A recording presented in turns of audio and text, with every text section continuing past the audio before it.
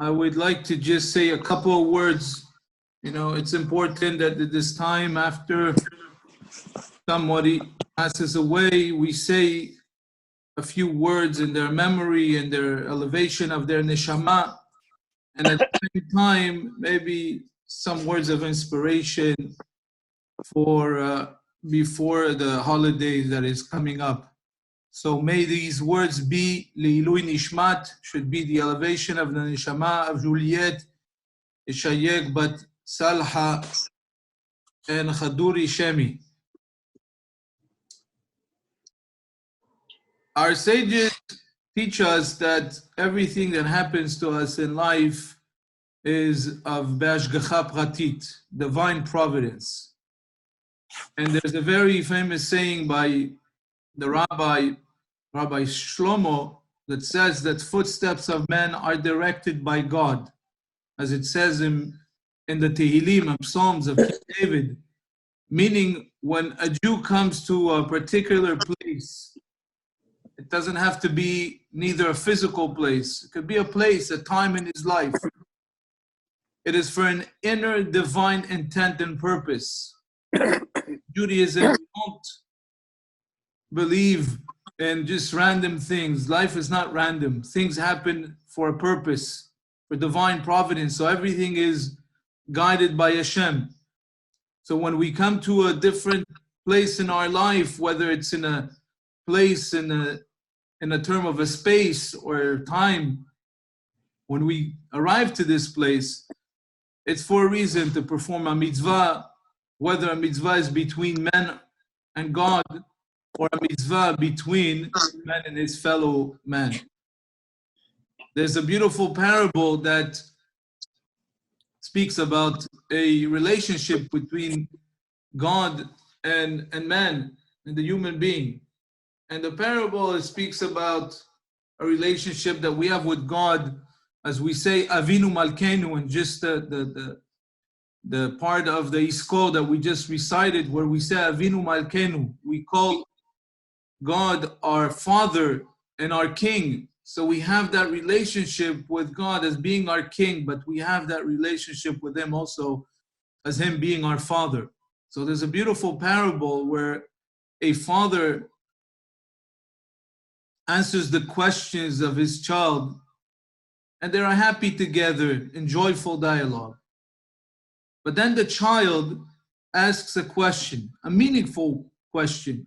After they have this great conversation, the child asks a very deep question, a question that provides a window to his soul. So now the father must think deeply, not just for the answer, but to reach to the essence of this answer so he may bring it to the world of his child. Meaning the father itself has to adapt in a way, although he can answer, but he knows that he has to adapt to the capacity of the child, where the child can understand the answer. It could be a very deep answer, but if the child isn't understanding, that it's meaningless in a way. So he has to adapt to the world of the child. For a long while, the father is quiet, thinking, reflecting. And so the child becomes anxious and begins to cry because he wants an answer. Father in heaven, please bring us some answers. Father, where are you? He says. Why do you no longer talk to me? Why don't you answer me? Why have you deserted me for your own thoughts? In a way, the parable speaks to us, our relationship with our Creator. And then the father begins to speak. But this time, it is the deepest core of his mind that flows into the mind and heart of the child. Such a flow that with the child too may become a father. The meaning that the father gives him an answer that hopefully the son himself becomes mature enough for himself to become a father. So this is the idea, friends, of in our life we all have times of reflections.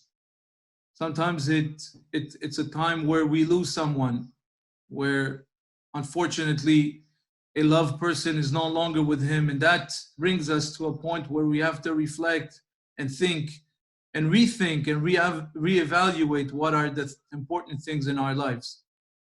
The holidays, the Jewish holidays that Hashem gave us, are also a time of reflection. As our sages tell us, that the holidays were given to us in order that we should have a break from the mundane and connect to something that's much higher and transcendent than our daily lives, where we need to connect and reflect to what are the things that are important to us in life and how do we connect to our Creator.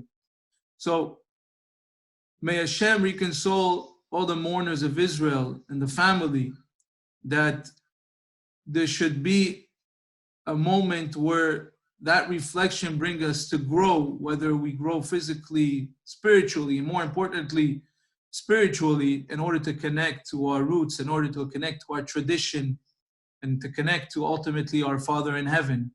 And may we all have a happy Passover full of health, and Hashem should comfort us with the ultimate comforting of the coming of the Mashiach b'meira v'amenu. Amen. Ken yeh ratzon.